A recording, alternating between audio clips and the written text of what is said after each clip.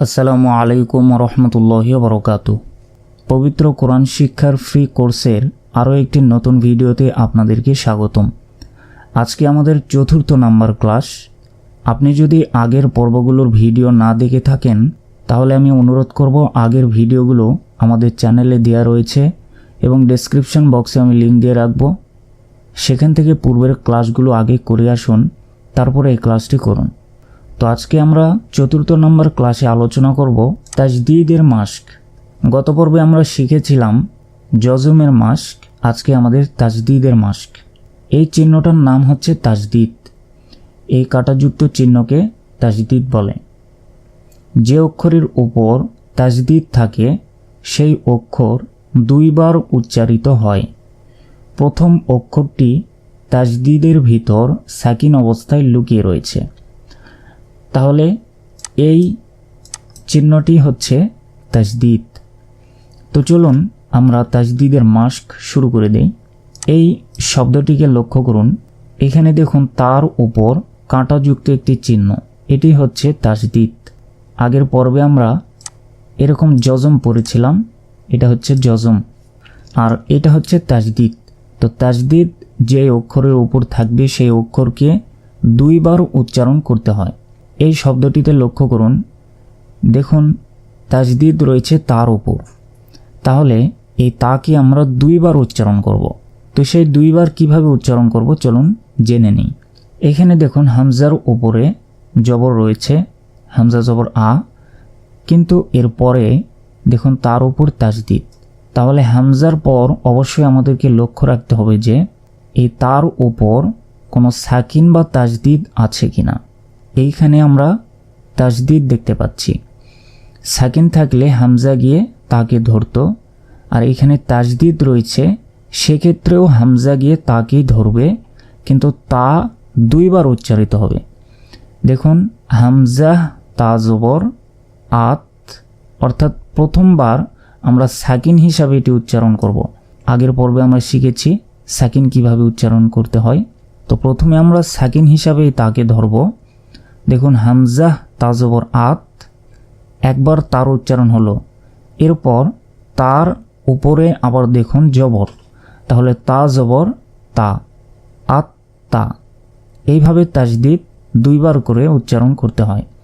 হামজা তা জবর আত, এরপর তা জবর তা, আত তা। এরপর হামজা গিয়ে প্রথমে তকে ধরবে, তারপর তর উপর জবর রয়েছে সে জবরের উচ্চারণ করতে হবে। তাহলে হামজা ত জবর আত, ত জবর ত, আত ত। এরপর হামজা সা জবর আস, সা জবর সা, আসা। এরপর দেখুন হামজা গিয়ে কাকে ধরবে? সিনকে, কারণ সিনের উপর তাজদীদ রয়েছে। সিনের উপর তাজদীদ থাকার কারণে সিন দুইবার উচ্চারিত হবে। হামজা সিন জবর আস, সিন জবর সা, আসা। এরপর দেখুন হামজা সদ জবর আস, সদ জবর স, আস স। হামজা জিম জবর আদ, জিম জবর যা, আদ যা। হামজা জা জবর আজ, জা জবর যা, আজ যা। হামজা ভ জবর আভ, ভ জবর ভ, আভ ভ। হামজা জাল জবর আজ, জাল জবর যা, আজ যা। হামজা হা জবর আহ, হা জবর হা, আহ হা। হামজা হা জবর আহ, হা জবর হা, আহ হা। হামজা দাল জবর আদ, দাল জবর দা, আদ দা। হামজা বদ জবর আব, বদ জবর ব, আব ব। এরপর হামজা, হামজা জবর আ, হামজা জবর আ, আ আ। এরপর হামজা আইন জবর আ, আইন জবর আ, আ আ। এরপর হামজা কব জবর আ, কব জবর ক, আ ক।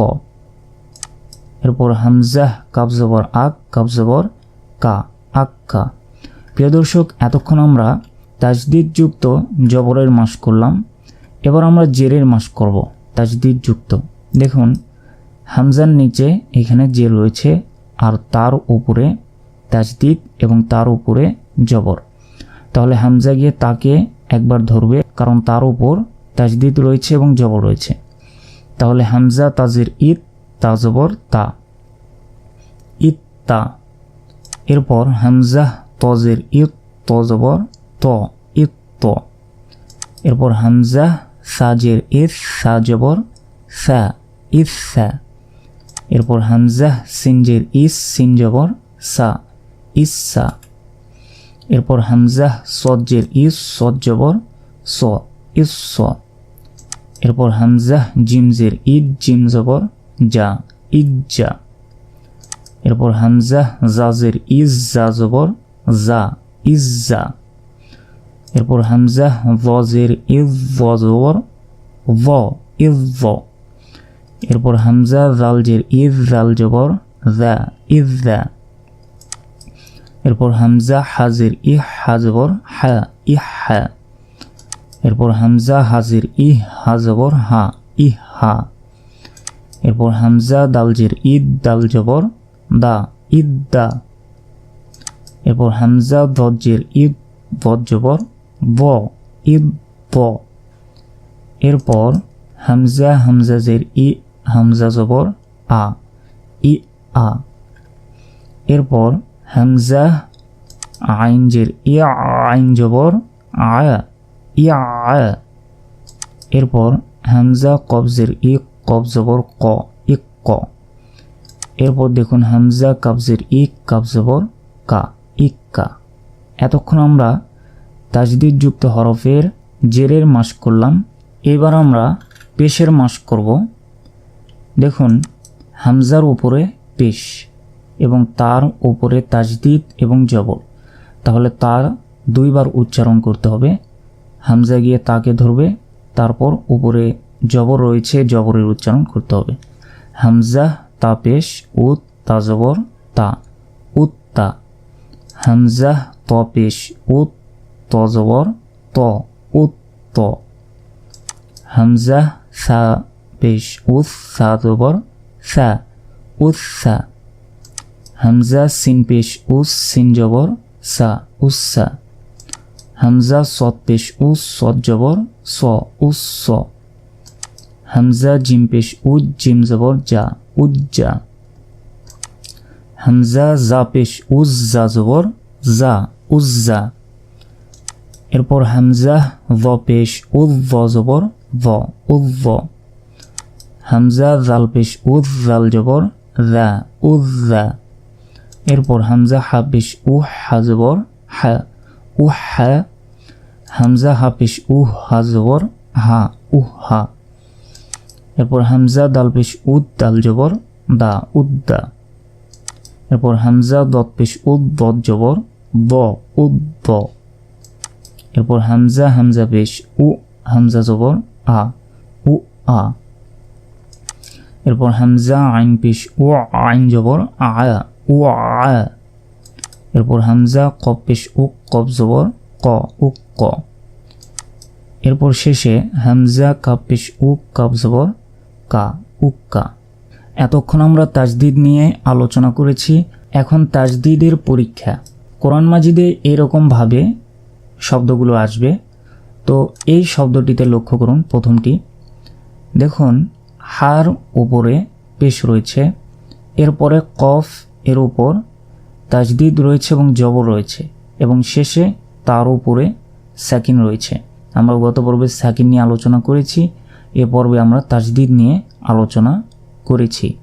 তো এখন তাজদিদের পরীক্ষা। দেখুন এ হা গিয়ে কফকে ধরবে, কারণ কফের উপর তাজদিদ রয়েছে, আর তাজদিদ যেই অক্ষরের উপর থাকবে সেই অক্ষর দুইবার উচ্চারণ করতে হয়, এবং সাকিন যেই অক্ষরের উপর থাকবে সেটি একবারই করতে হবে। তাহলে কফ দুইবার উচ্চারণ করতে হবে, তা একবার উচ্চারণ করতে হবে। তাহলে হা কফ পেশ হুক। এরপর দেখুন কফের উপর জবর রয়েছে। তো এখন কি আমরা কফের এই জবরের উচ্চারণ করব, নাকি পরেরটিতে দেখতে হবে যে সেটাতে তাজদিদ বা সাকিন আছে কিনা? হ্যাঁ, পরেরটিতে দেখতে হবে যে পরের অক্ষরে কোনো সাকিন বা তাজদিদ আছে কিনা। তো এখানে দেখুন তার উপর সাকিন রয়েছে, তাহলে কফ গিয়ে আবার তাকে ধরবে, তাহলে কফ তা জবর কত। এখানে দেখুন কফের উচ্চারণ কিন্তু দুইবার হলো, হা কফ পেশ হুক, হুক কফের উচ্চারণ একবার হলো, এরপর কফ গিয়ে আবার তাকে ধরবে, কফ তা জবর কত, হুক কত। এরপর দেখুন তা গিয়ে বাকে ধরবে, কারণ বার উপরে তাজদিদ রয়েছে, এবং এই বা গিয়ে আবার তাকে ধরবে কারণ তার উপর সাকিন রয়েছে, তাহলে তা বা জবর তাব, বা তা জবর বাত, তাব বাত। এরপর দেখুন তা জবর তা, কেন বললাম, কারণ তার পরে এ খর উপরে কোনো তাজদিদও নেই, সাকিনও নেই, এখানে রয়েছে জবর, তাহলে এই তা এককভাবে এটি উচ্চারণ করতে হবে, তা জবর তা। এরপর খ উচ্চারণ করার আগে আমাদের দেখতে হবে লামের উপরে কি রয়েছে, লামের উপরে তাজদিদ রয়েছে, এবং এই লামের পরে আবার তার উপর সাকিন রয়েছে, তাহলে লাম গিয়ে আবার তাকে ধরবে। দেখুন তা জবর তা, খ লাম জবর খল, লামের উপর আবার জবর, লাম তা জবর লাত, তা খল লাত। একইভাবে মিম দাল পেশ মুদ, দাল তা জবর দাত, মুদ দাত। এরপর দেখুন হা সদ পেশ হুস, সদের নিচে জের রয়েছে এবং সদের উপর তাজদিদ, তাহলে হা সদ পেশ হুস, সদের উচ্চারণ আরেকবার করতে হবে। এই সদের পর দেখুন লামে কিন্তু সাকিন নেই, তাহলে সদ গিয়ে লাম কি আর ধরবে না, এখানে সজ্জের সুই, তাহলে হা সদ পেশ হুস, সজ্জের সুই, হুস সুই, লাম জবর লা, হুস সুইলা।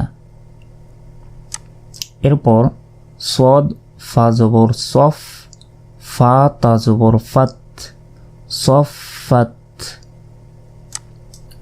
সদ র জবর সর, র জবর র, সর র, ফা জবর ফা, সর র ফা। এর পরের শব্দটি লক্ষ্য করুন, শিন কফ জবর শাক, কফ তা জবর কত, শাক্কত। এরপর দেখুন মিম নুন জের মিং, শিন র জবর শার, রজের রি, মিং শার রি।